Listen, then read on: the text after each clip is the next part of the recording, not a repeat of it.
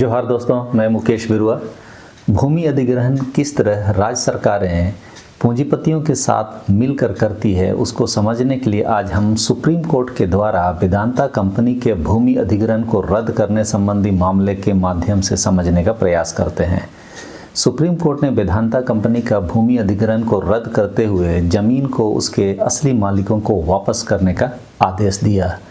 ज्ञात हो, उड़ीसा सरकार ने 2007 में 6000 एकड़ जमीन अधिग्रहित की थी। इससे पहले हाई कोर्ट ने पहले ही जमीन अधिग्रहण को रद्द कर दिया था।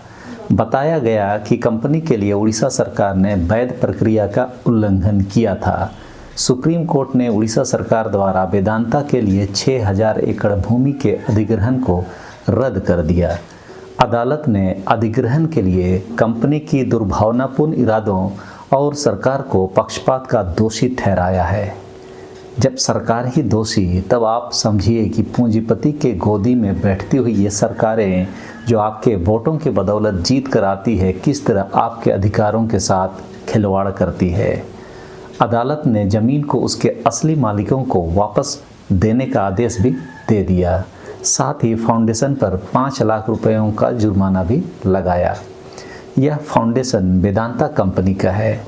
जमीन करीब 6000 किसानों की थी, जिनके परिवारों के सदस्यों को मिलाकर अधिग्रहण से प्रभावित लोगों की संख्या 30,000 के आसपास है। फाउंडेशन की अपील को खारिज करते हुए सुप्रीम कोर्ट ने हाई कोर्ट के फैसले को सही ठहराया। कथित भूमि उड़ीसा सरकार ने वेदांता के लिए 2007 में अधिग्रहित की थी। उड़ीसा हाई कोर्ट ने इस अधिग्रहण को 2010 में ही रद्द कर दिया था, लेकिन उद्योगपति अनिल अग्रवाल की कंपनी वेदांता ने हाई कोर्ट के फैसले के खिलाफ सुप्रीम कोर्ट में अपील कर दी थी। 2006 में वेदांता ने उड़ीसा सरकार से कहा था कि कंपनी राज्य में एक विश्वविद्यालय बनाना चाह रही है, जिसके लिए उसे 15,000 एकड़ जमीन की जरूरत है। यह जमीन पुरी जिले के बालूखंड वन्यजीव अभयारण्य के पास स्थित है। राज्य सरकार के सलाह पर फाउंडेशन को निजी कंपनी से सार्वजनिक कंपनी बनाया गया। उसके बाद शिक्षण संस्थान बनाने के लिए भूमि अधिग्रहण के योग्य बताया गया और फिर सरकार ने भूमि अधिग्रहित कर ली।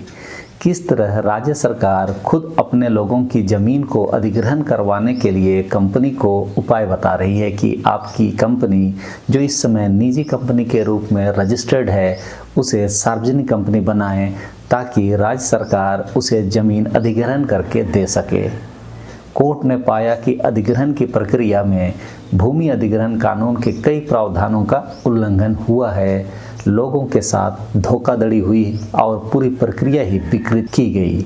इस मामले में सुप्रीम कोर्ट ने सवाल उठाया कि जिस जमीन से 2 नदियां होकर गुजरती है, जिसके सिर्फ सड़क पार करने के बाद एक वन्यजीव अभयारण्य स्थित है, ऐसी जमीन एक फ्रॉड प्रक्रिया के तहत निजी उद्देश्य के लिए दिलवाने में सरकार ने दिमाग नहीं लगाया।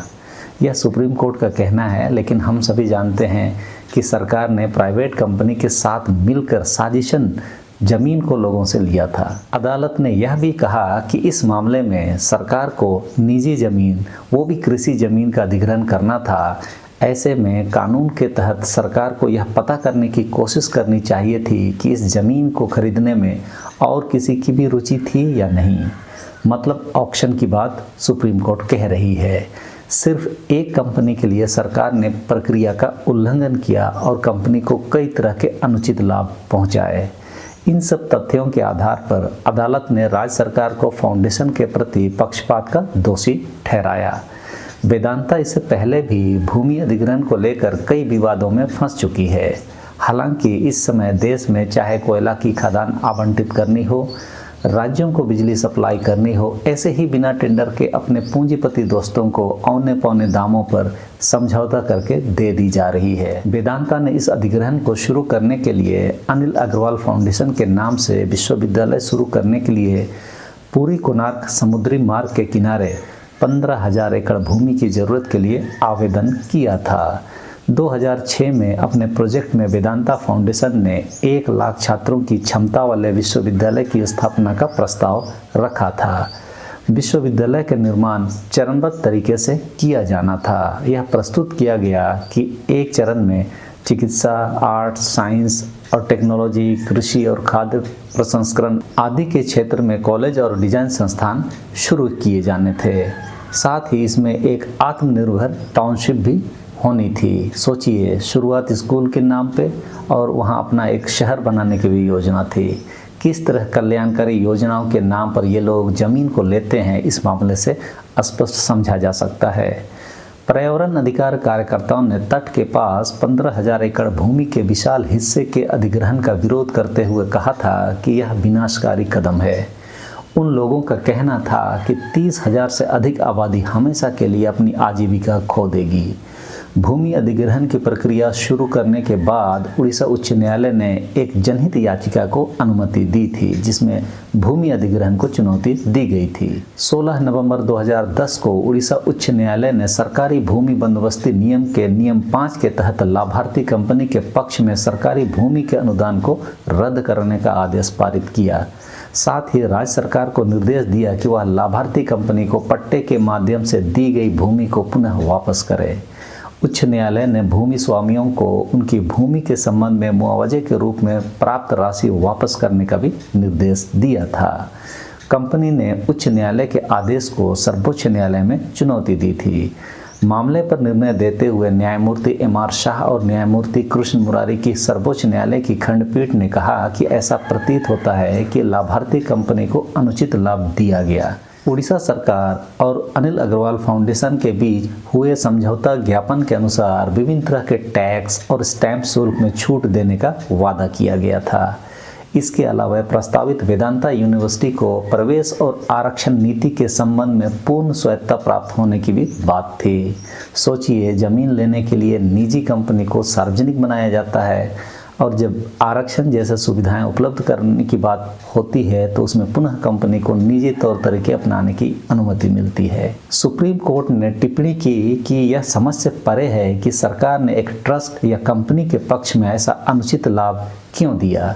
इस प्रकार राज्य सरकार द्वारा प्रस्तावित संपूर्ण अधिग्रहण कार्यवाही और लाभ पक्षतापूर्ण थे और भारतीय संविधान के अनुच्छेद 14 का उल्लंघन करते थे। हम इस बात से पूरी तरह संतुष्ट हैं कि उच्च न्यायालय ने कोई गलती नहीं की और वास्तव में उच्च न्यायालय द्वारा अधिग्रहण की पूरी कार्रवाई को रद्द करना उचित था, जो वैधानिक प्रावधानों के गैर अनुपालन और दुर्भावना और पक्षपात से दूषित हो गई और प्रासंगिक पहलुओं पर दिमाग न लगाने का एक स्पष्ट मामला है।